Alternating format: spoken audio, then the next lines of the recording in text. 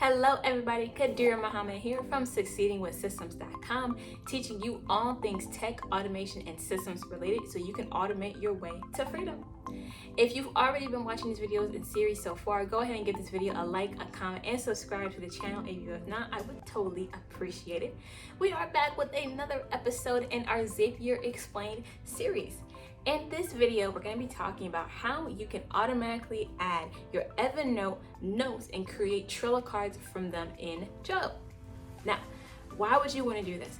Let's say you're always writing down in Trello. I used to use Trello heavily in high school and early college. I loved it. It was so seamless. I still use it for some of my old notes that I just never transfer outside of Evernote. It's just really a really nice app. It has so many implications and so many techniques in it. But let's say you're starting to write a note in Evernote, but you want to follow up with it in Trello. Well, you don't want to have to copy and paste, especially if you're working very quickly. So how about you automate it with Zapier? With the Zapier Zap, what you'll be able to do is every time you make a new note in Evernote, you'll be able to automatically add it to your Trello account easily, seamlessly, and without having to do it manually. So let's jump into my computer and I'm going to show you guys how to do that right now. Hey everybody, now we're in my computer and let's go ahead and connect our Evernote account to Trello. And every single time we make a new note in Evernote, we will make a card in Trello. So let's click try this template. Please make sure you're already logged into your Evernote and Trello accounts. And if you're not, you'll be prompted to do that anyway. So again, this is going to be triggered every time you have a new note in Evernote. So I already have my Evernote account connected, but if you didn't, you just click connect a new account and you'll be able to authorize it and connect your account to Zapier. Click continue. And now I'm going to click notebook and we're going to be looking for specific notes. So I'll go onto my test notebook. I'll click continue. And now we need a test kind of variable trigger from Zapier. And we're going to use this kind of test note. And it says my shiny note, right? So now we have that in there. We'll click continue. And now you're going to need to log into your Zapier account. I think the one I want is this one. Let's see. All right, boom. So now you've chosen your Trello account. Now we're going to set up the actual action. So you want to choose the board in Trello that you want to create your cards in. So for me, it's going to be my daily productivity board. Now you want to choose the list that's inside of the board that you have in Trello. So for me, I'm going to put it under my daily focus. And now you can create the name and the description. Now, as you can see here, you can type stuff for yourself in here. So if you want to type something specific that always gets put into your card, you can put that there. If not, you can keep with the certain options and variables that Zapier has there, or you can change it for yourself. It just depends on you. As you can see here, let's zoom in a little bit. As you can see here, the title of the Evernote is going to be put in here automatically.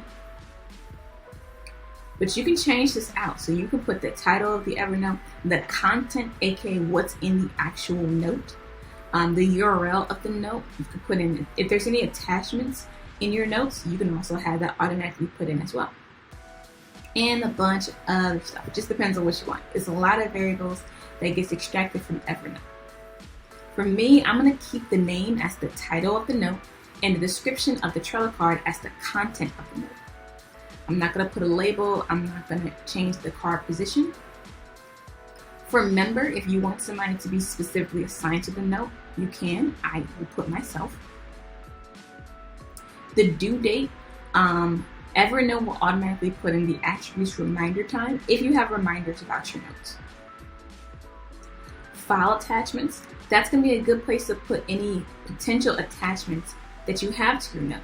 So again, if you don't have attachments, there won't be an attachment that goes to the Trello. But if you do have attachments like pictures or zip files, then those will automatically be put into your Trello card. Super cool, right?